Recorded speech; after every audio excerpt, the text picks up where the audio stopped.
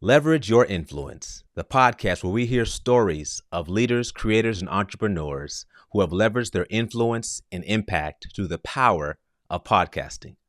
On this episode, we're honored to have a veteran in the writing and production world of movies and TV shows, from Tales of the Crypt to MASH to horror films. He has done it all.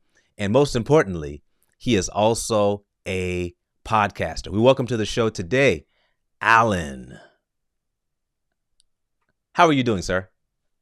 I'm doing terrifically well. How are you doing, Justin? I am doing great. I'm excited to dive into your story and to allow you to share your experiences. And so my first question to you, as a former movie producer, writer, contributor, creator, what drew you to storytelling in the first place? Storytelling, gosh, I think I've always been a writer. Let me start there.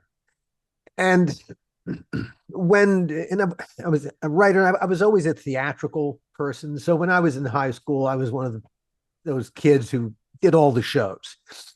I was a drama major at Vassar College, and I thought I was going to be an actor. Having always been a writer, and I've been a professional writer since I was 16.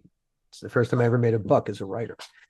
But I think I took writing for granted to a degree because it was always part of my skill set. Mm-hmm. But while I was at Vassar, if you were a drama major, you had to take classes in dramatic literature. And the professor of dramatic literature was a guy named Everett Sprinshorn, who was one of the world authorities on Strindberg and Ibsen. His lecture on ghosts, Ibsen's Ghosts, which is a haunting story about it's the sins of the father story, and the way that he deconstructed it and put it back together again in that lecture and showed us, really took us to the emotional apex of the story. I suddenly realized in the abstract, listening to this incredible lecture, I understood what the goal was in storytelling in a performative way. Mm-hmm. That didn't mean I understood how to do it, but I understood what the objective was. Here's what you should be shooting for each and every time. All right. I had a friend who had become an agent at William Morris. And I was, after college, I thought I was going to be in New York. I wanted to be into theater. And she said, hey, you should try writing a screenplay. She'd become an agent at William Morris, like I said. And I thought, okay, what the hell? And I've always loved movies. And so I wrote a screenplay. She said, this is great. She came out and meet and greet people. And so in June 1985, I flew out to Los Angeles for a week just to be nice. And, I was a New Yorker in my head. And oh gosh, it was June. In New York, it's humid and smelly, and Los Angeles, this is 40 years ago, was so uncrowded. Hey, it's the desert. There's no humidity. It's Right. dry and beautiful and lovely. And oh my gosh, the people were so nice about the script I had written. I highly recommend having copious amounts of smoke blown up your ass. It's a very pleasant feeling. One night, my agent took me to a premiere, St. Elmo's Fire. William Morris represented the movie, so this was a backstage view of it all. It was incredibly heady. The next day, I had the morning off. Someone said, you should take a drive through the Pacanga Canyon. It's beautiful. And 40 years ago, yeah, I mean, it's still beautiful, but then it was a lot more unspoiled and uncrowded. It's right within the city limits. God, the Santa Monica Mountains, they plunged right into the ocean at the Pacific Coast Highway. And by the time I got to the PCH, New York, I don't see New York anymore. I was totally sold on LA. Yeah. And being in the movie and TV business, and I got really, really lucky because one of the first people I met became my creative partner, a guy named Gil Adler. And together, Gil and I, yes, we ended up at Tales from the Crypt. Mm-hmm. And Tales from the Crypt, yeah, we rescued that show. It was supposed to, that third season when Gil and I went aboard, the show was supposed to be the end. We were supposed to see it to the graveyard. Wow. But we had different plans. My job, Gil is a very strong producer. And that was a lot of his job, but a creative producer too. And my job was to, because of the way Tales from the Crypt got to HBO, at the time that Tales from the Crypt first got to HBO, TV was here and movies were way the hell over here, and they had nothing to do with each other. Occasional Tom Hanks or Robin Williams would go from TV to movies, but you didn't go from movies into TV. But then these four mega producers approached HBO, who had they had First and 10 and a Dream On. These two shows were single camera shows with nudity and profanity. That's the only thing that separated them from being a regular network show. But these four mega producers from Hollywood approached HBO. They said, we want to put Hollywood Vision inside little TV box. And HBO went, great, do whatever you want. And that's what they did. They didn't develop Tales from the Crypt. They didn't say, when you go through development in a TV show, part of what you're figuring out how to do is to take the franchise, like from Tales from the Crypt, the things you love about the comic book, and put them into a TV show, a completely different medium. How do you do that? Well, you have to do it. You have to actually do it. You have to mind that store every day, every second of every day. Well, no one got hired to do that. So they were just writing scripts based on the comic books. And that could work for a while, but nobody was minding the store.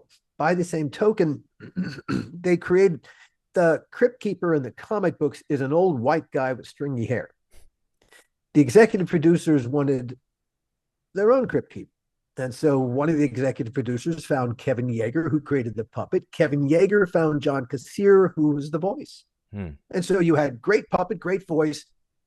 But because there was no development process, no one said, okay, so who is he? Who is this Crypt Keeper character that we're creating? No development process whatsoever. Whoever wrote the scripts threw some words at the Crypt Keeper, and that's what the puppet said. But he was the puppet called the Crypt Keeper. Season 3, when I went aboard, my two jobs were to put the franchise into every episode. So every script had to go through me before it went to our department heads, before it went out to the audience. I was the final typist, shall we say. My other job is to write all the Crypt Keeper segments. And as I sat down to write for him, I realized there's no character. There's no there. I don't know how you write for a non-character. You can't write for a cipher. So just to do my job, I had to create him. Now, I grew up, like I said, I love movies. I loved old movies. Love the Marx Brothers. Groucho Marx, the wordplay. The Crypt Keeper became my little Groucho. And having to fill him with a personality, being a writer, and therefore a little bit lazy, I reached for the closest thing at hand, which was me. And so I filled the Crypt Keeper with me.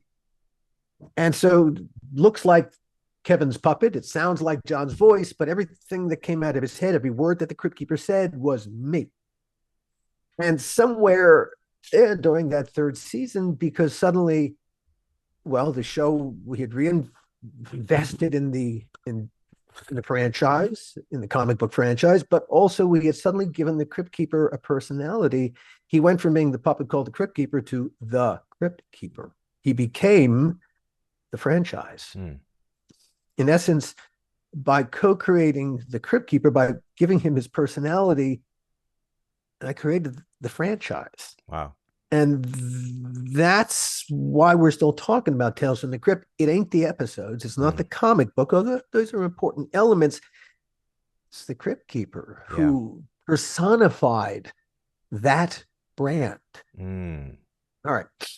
Making Tales from the Crypt was an incredible creative experience because we had incredible freedom. I think we went for another 5 seasons through season 7. And God, of the 75 episodes I made, I got 3 notes from HBO. What incredible freedom. And all of us who made the show would tell you, wow, the highlight of our careers. We made 2 feature films. The first, a very good movie called Demon Knight. Ernest Dickerson directed. Billy Zane is a wonderful villain. Jada Pinkett, a terrific hero, as is Bill Sadler. On the way to making the second Tales from the Crypt feature, I guess I'll put it this way. We all took our eyes off the ball. Well, some people did. Some people at the top took their eye off the ball. They stopped giving a damn. And then the rest of us kind of lived in the ripple effect. Hmm. And me and I was saying in particular, I ended up in the ripple effect. We ended up making the second Tales from the Crypt feature film. We made a thing called Bordello of Blood, which none of us wanted to make. That was not the movie we were actually set out to make. It's a whole story that I tell in the making of Bordello of Blood, because we made it for all the wrong reasons. Literally, no one who made that movie wanted to make it. Hmm. We were supposed to make a whole other movie, a passion project. And at the last second, our studio pulled the plug on the passion project, said, no, you're going to do this one instead. Hmm. And because we're under a time, I know I'm under a time limit. I'm not going into the great details about why all this had happened. The making of Bordello of Blood really was soul crushing. When you make something that you don't want to make and you do everything every day for all the wrong reasons, don't be surprised when every day is stupider than the day before. That's exactly what happened. Wow. And it destroyed my friendship of a decade, my creative relationship with Gil Adler. And we suddenly, after we broke up before the movie even came out, and we didn't speak to each other for 25 years. Wow. And Gil went on to be a very successful, he was the tentpole producer at Warner Brothers, all their biggest movies. Gil was the producer. Everything from, I'm going up on all the titles. It was a Superman movie. It was a Tom Cruise movie. I'm going up on all the titles. Valkyrie, Gil was the producer of the Tom Cruise movie, some huge movies. I did a couple of other projects. I did a couple seasons on the Outer Limits, but I was really heading into a 2-decade-long writer's block and deepening depression. I didn't even know I was in the writer's block, but there was something that was haunting me. And it turned out I was keeping a secret for myself. And ultimately, I kept the secret for myself for 45 years. And all right. I come very close to hurting myself, and I get lucky. I bounce between finding the right mood stabilizer, a terrific therapist, copious amounts of THC. I begin to find my way back, but the most important thing is I'm able to confront the secret that I'm keeping about the fact that I was sexually molested twice by the religious director at the synagogue where my family belonged outside of Baltimore. And it's not the first time but the first time is bad. It's the second time. Because the second time happened because I didn't say anything about the first time. And so every horrible thing that happens to you after that, you blame yourself. And so when things go from bad to worse, well, hey, man. But of course, this is nonsense because it was not my fault that an adult did this thing to 14-year-old me, but because I was able to confront it. Here's the thing. If you can't tell your own story to yourself, really, can you tell anybody else's story? Once I could tell my story to me and tell my story to the rest of the world, because that's important, that was hugely important. Keeping it a secret had done me no good. I'd come to within inches of killing myself of this secret. No, telling the world was important. Once I could tell my story with balls to the wall honesty, I could tell anybody else's story too. Wow. Okay.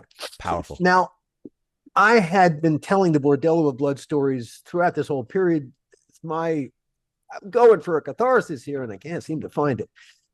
A Tales from the Crypt fan group called Dads from the Crypt had a podcast, and they reviewed all the episodes of Tales from the Crypt, and they gave parenting advice, which I thought was hilarious. And so when Jason Stein, one of the Dads from the Crypt, approached me, he said, we're going to review one of the episodes you wrote. You want to sit in? I said, yeah, great, sure.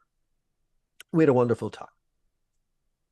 A few weeks later, Jason called again. He said, hey, we're going to be reviewing Bordello of Blood. You want to sit in again? And I said, Jason, the story of the making of Bordello of Blood is not a half-hour conversation. It's a podcast unto itself. And so I began working on the first season of the How Not to Make a Movie podcast. Now, in order to tell the story with balls to the wall honesty, and that was important to me. I was not pointing fingers at well, other people. There are two people I wanted to call the task, but really, and one was Dennis Miller, because Dennis just a difficult personality and he could have been better. But the other was Sylvester Stallone, who impacted our feature films for very selfish reasons. And he was, yeah, and I resent it. And he was, yeah. So aside from those two people, the only person I really wanted to call to task was me. Because, yeah, I was making a movie I didn't want to make. But I took the money as the producer, didn't I? So my job was to do your damn job and bring this in the best you possibly can. And I was a weak, unconfident producer, and I took a bad situation and I made it worse. And I was very quite willing to do all of the mea culpas and point to the couple of other people who I think deserve to culpa too. And in order to do that, I had to reach out to Gil, because I couldn't tell that story without him. And he reluctantly agreed. And that was incredibly cathartic too. I said, look, I want to do this. I don't want to talk about it beforehand. We haven't talked about our relationship and what happened to us and all the recriminations there. I said, I want to do that on mic. I want to have an honest conversation. He said, okay. And so I think it's because we told the story with such incredible honesty that Entertainment Weekly called that first season the best film podcast of 2022. And Clark Hollis, the entertainment writer who wrote those very kind words, what impressed him was the honesty of the storytelling. And he wanted to know that it was real. And that's why he interviewed Gil and I. And he heard that we weren't creating this. This was the point of the exercise. Wow. While I was doing that first season and the subsequent seasons, it's now, I'm in my fourth season. That's 160 plus episodes in, and it's now this weekly is an inside baseball nuts and bolts conversation about creative craft, whether it's movies and movie making, TV film, writing, podcasting. It's about creative craft and what happens when our craft occasionally turns to crap. But I found while I was doing it that I loved podcasting. A friend who I'd grown up with reached out to me. He had an idea he wanted to do a movie or a TV show. And I convinced him, especially once he told me what his story was, absolute true story that happened to him. I said, no, you don't want to do it as a movie, TV show. You're going to do it as a podcast. And here's, you take an idea from, all right, let's from my head out into the world as a movie or TV show. You got to write the script. That's years to get that script right, because you're going to have to impress a lot of executives from fade in. And so there's no room for any crap in there. It's got to be from the jump. It's got to be perfect. So It's going to take you years to fine tune that. And then, all right, now you've got it ready. Now you're going to have to prep it for the marketplace. You're going to have to, oh God, there's all kinds of, well, to get them to read it, if it's a TV show, you're going to have to do what's called a Bible. You have everything after season one. Hey, the whole rest of season one, the whole run of how many seasons you got planned, all the characters in it, the whole world, because you're asking risk-averse entertainment executives to spend money on your project. And so they want to know everything that's in your head. It's going to take you years to perfect it. And that's just to get in the door at the top of the meat grinder. Right. And it's going to go through all that stuff and get done. Who knows what's going to come out the other side if you're so lucky that the meat makes it through the grinder. Years and years and years. And at any one point, look, there are thousands of assholes standing in your way. At any point, any one of those assholes can kill this thing dead just because they're an asshole. In podcasting, there's only one asshole standing in my way. It's me. Wow. Me. And so long as I'm willing to do the work, I can produce this. This is the thing about podcasting. As a storytelling medium, you can be a one-person band and do it all the technology now exists. There's nothing you can't create with sound. Yeah. It's theater of the mind. It's radio with much more technology, and you don't have to broadcast it. You You don't can have to. narrowcast it, Yes. podcast it. It's the height of democratic creativity. Yeah. There's no corporate overlord ever telling you how to tell the story you want to tell. There's no one ever compromising what you want to do. Now, you have to find your audience and Yeah. help your audience find it.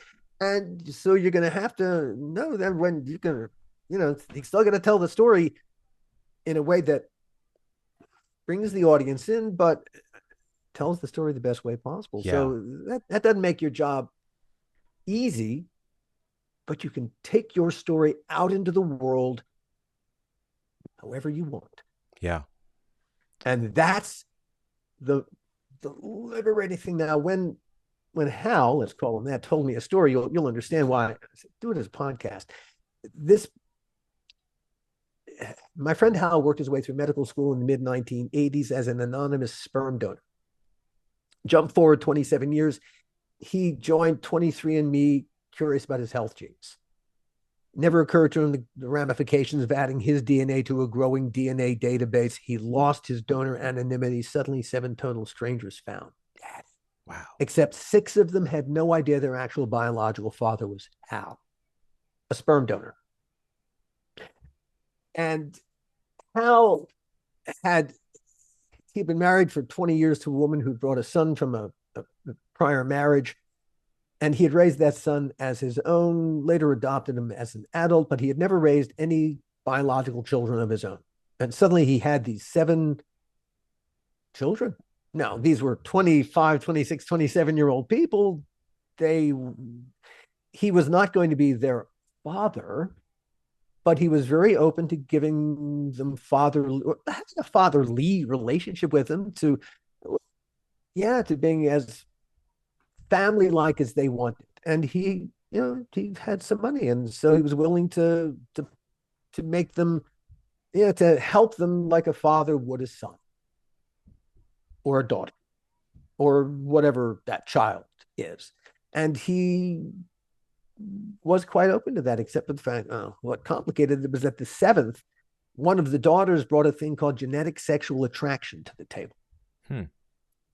And this is a thing that the adoption world is aware of. People who are not genetically related, who are raised apart, people who are genetically related, but who are raised away from each other.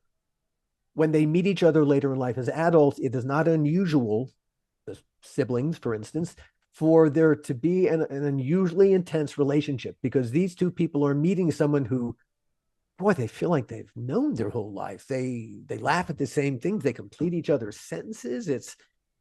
They have these intense emotional connections with each other. And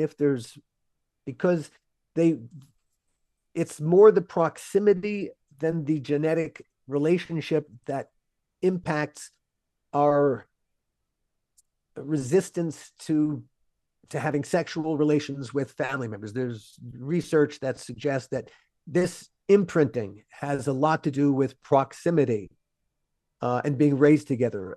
There's research that says that people who are raised in kibbutz in Israel, they, as children, they're all raised together in a group, and while they are sexually active pre-adolescents, once they become adolescents and post-adolescents, they almost never get sexually involved and never marry each other because of the imprinting. And so this is when this one daughter put genetic sexual attraction on the table, it destroyed any possibility that Hal could have a successful or happy family relationship, because all the rest of them, they were all donor-conceived siblings. They called each other diblings. And their relationship, their bond, was dictated by this one sister, this half-sister, and the story she told about what she thought was happening inside their collective father once she put genetic sexual attraction on the table. And it just, a failure to communicate exploded. And this became my first story podcast, The Donor, a DNA horror story, to be found at thedonorpodcast.com. And while I was producing these 7 episodes, it's a limited series, I found I had become the thing I'd always wanted to be when I grew up. A podcaster. Yeah. Yeah.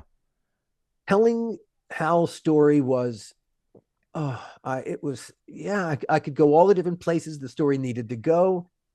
And however long it took, that's how it was going to take. There was nothing dictating it. And okay, I got to go out and sell it. But in the middle of telling Hal's story, one of the people who gave me great background on the donor conceived world was a woman named Donna Hall, who learned at the age of 40 that she was donor conceived. Blew up her world. But Donna's story it's a podcast unto itself. And that became the Hall Closet. Donna grew up in the 80s in a lower tier crime family outside of Philadelphia. The Halls weren't the Corleones from the Godfather movies, but they made national headlines just the same. Donna's mom, Phyllis, maybe the worst mom ever, she spent 6 months in prison for child endangerment. Donna's father, John Hall, a true criminal mastermind of a kind. He was the Philadelphia Police Department's favorite snitch. He put more than 25 people behind bars based on bullshit confessions he concocted to mitigate his own considerable legal jeopardy. Among the people he put behind bars was his own stepson, Herb, who spent 18 months awaiting trial for a murder he did not commit. Wow. John Hall also put a man named Walter Ogrod on death row in Pennsylvania for 24 years for a murder Walter did not commit. There's a guy named David Dixon who's still serving a life sentence based on a bullshit John Hall confession. And so Donna describes what it was like growing up in this lower tier crime family where all the adults that Donna knew every single day committed a crime of one kind or another. And Donna is an amazing storyteller. She's not an ounce of self-pity. She's funny. I think what makes her story really amazing is the fact that it's not just, it's true crime like you've never heard it, told from the inside, but it's also her journey towards safety and empowerment. And that, I think, as you listen to the story, when you get to the end of the 8th episode at the Hall Closet podcast.com, it's a 8-episode limited series, the first season. It is a compelling story. Now, here's a thing, the way that I see podcasting, one, it's a great avenue for storytelling. Yeah, okay, we gotta find the audience so we can make some money via advertising or subscriptions. But I have a whole secondary. My little company, Costard and Touchstone. Yeah, we've got a little plan. First of all, our goal is to make the world a better place through storytelling. That's our main mission. But most of our stories, yeah, they would make great movies or TV shows. Yeah, Hal's story would make a great movie or TV show. But you know what? Having to go in through the front door like that with your cap in your hand going, I've got this great story. And you do the singing and dancing. You're trying to impress upon these people in suits and then the executive suite. What's your IP? What's your intellectual property? What's the franchise? You're still trying to explain to them what's the story. By doing it as a podcast, I have put the IP on the table where everybody can see it. Yeah. And now what I expect will happen, it's already happening in podcasting, because you got to remember all those executives and all those suites, they're risk averse. Yep. And something original walking in their door, they're not going to take a chance. But something that already exists as IP in a podcast, and it's got an audience already. Right. Well, that's much easier for the executive to go, hey, look, it's got all these fans who probably will show up for if it's a TV show, they'll show up at the first episode. If it's a movie, they'll walk in the door to buy tickets. Right. It's got an audience. Right. You did all the work so that they don't have to, but you also got to tell the story your way. You made hopefully a little couple of dollars from advertising. And here's the most important part. You still own every Made of it. Powerful. Powerful. Bottom line. Bottom line. So, Allan, you said a Then, whole lot. You said a whole lot. but I but must I but must but but interrupt. but but, So, but I just want to close with this go one ahead. thing Go ahead. because then when they come, they will come as buyers, and Yeah. you will not have to be the seller. They will be the buyers, and they'll say to you, "Wow, that'd be a great movie or TV show." And you'll say, "Yeah, you got your check," and you'll look at the check and go, "That's cool." A few more zeros, move the decimal point over, pal, Yeah. because you have competition. Yeah. Boom. The whole point is to change the power dynamic so that the content and the content creators are now the people who have the power, and the money is not the most powerful person in the room. Man, Allan, Now I'll shut up. Allan. First of all, thank you for sharing your story in a transparent way and for walking us through your journey from movies to podcasting and how you've highlighted how podcasting can be a powerful vehicle for stories to be shared and told where you own the story and you can dictate how the story is told, how it's produced, and you have complete creative control. And when you're done, you have an asset that can be sold for a good price, right? So that's amazing. So certainly a fair price to you. Fair price, right? So, I mean, you could talk to John Lee Dumas. John Lee Dumas has a podcast that is being evaluated for almost $1 million. Like someone can buy his podcast once he retires. Crazy. Entrepreneurs on fire. Anyways, you mentioned storytelling and the power of story. To the average podcaster who may not have a dramatic audio series and they podcast about something, whether it's finances or mental health, whatever their topic is, how can they incorporate the principles of storytelling to make their podcast better, regardless of what you're talking about, regardless of your genre? It's always about someone. It's always got to be someone's story, even if it's you, the podcaster, your story. And when I was actively in movies and TV shows, I cast a lot of actors. But I can tell you a secret: I never cast any of them to act. I never wanted any of them to act. Acting in the theater is important because the people in the last row have to see and hear you, so you need to act. But for the camera's right in your face. Yeah, it's right there. You don't have to act. In fact, if you act, it'll see it, and I'll have to cut all that out because it's bullshit. What I cast actors to do is to be as emotionally naked and honest as they possibly can.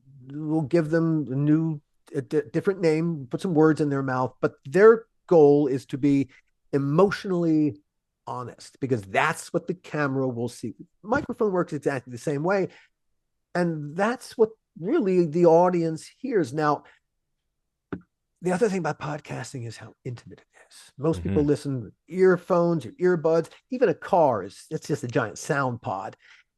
And they're taking our voices and the stories we're telling, and they're putting them into their most intimate space between their ears, inside their heads. And the more that you can connect with them, well, the secret sauce is honesty. That's what people really want to hear. And it's whatever you do, you've just got to be the most honest version of yourself when you're sitting in front of the microphone, because if you're not, you can get away with it for a little bit and until people realize, no, that is your voice. Yeah. And then they'll find another voice that is more attuned to the honesty that they're looking for. So whatever it is, recognize whose story you are telling. What story you were telling, whose story. Because if it's not happening to a who, why do we care? And it's got to be happening to a who. You got to see it all through the most personal terms you can. Stalin, the death of one person is a tragedy. The death of 10,000 is a statistic. Yeah. See the individual and not the statistic. Yeah, that's good. So, Allan, before we land the plane, is there a story or a project that you've always wanted to tell, but you haven't yet? Yeah, I've got 5 different podcasts out in the world right now. I'm working on a dozen more. I'm working with journalists on some incredible podcasts. I'm working with journalist Lee Manila Chan on a podcast called The Secret War, about the secret war and her war to tell the story of the secret war, the American bombing of Cambodia, the secret bombing of Cambodia. Most bombed country in the history of the world is Cambodia. Right. And nobody knows this awful, tragic story. That's one of the things we're working on. Wow. One of the projects, one of the dream projects, was a thing I wanted to make as a TV series, and I'm going to do it as a podcast first. Instead, I'm going to do exactly what I said. It's called City of Angles. Okay. It's the story of how Los Angeles became Los Angeles. Yeah. And I want to do it decade by decade, and telling the absolutely true stories of the people who, and all the different things that happened here, because there's no city in the entire world even remotely like Los Angeles. And it's, the sun shines here most of the time, but there's a darkness that always outshines it. Come on. That's powerful. That's going to be a podcast first. Yes. And then you'll shop it around and see what happens. Well, then I won't have to explain it to people in executive suites what I want to do. Exactly. It'll be there, and I'll have made money from it already. I'll have told the stories, and then I should be able to drive most of the deal I want to make myself, because they're going to want my content and my audience. Yeah. And, I've even there, what podcasting opens the door to is, how do you want to tell this story? Okay, start this way, figure out a way how to tell it using sound. Mm-hmm. But then that can be the springboard to everything else you want to do. Open the door, step outside the box. Yeah. The weather is really great outside the box. And when you suddenly find yourself outside the box and all the different places that podcasting can make available to you, when I look at all the people that I have met in this brief couple of the past year, especially, that I've suddenly turned my attention full-time to podcasting. Yeah. My community. Yeah. I consider you to be part of my community now, Justin. I'm sorry, man, but I'm honored. You are sucked in to this vortex. It's a privilege. It's a privilege. One of the things I love about podcasting is that we are a community. Yeah. Yeah. Yeah. And I've come to discover that the community of podcasters is very generous, extremely generous and genuine. And so when you go to a podfest or a conference, man, the connections you make, they are truly lifelong. And if you need something, you have someone you can call on who'll be willing to literally help. This is the rising tide lifting all boats. And it's good for everybody. Yep. And there's space in this world for everybody. Yeah. There's space, because there's almost, on Apple Music, Apple Podcasts, over 2 million podcasts, but only 450,000 are active. And so there's plenty of room for people to be consistent with their message and story to be heard.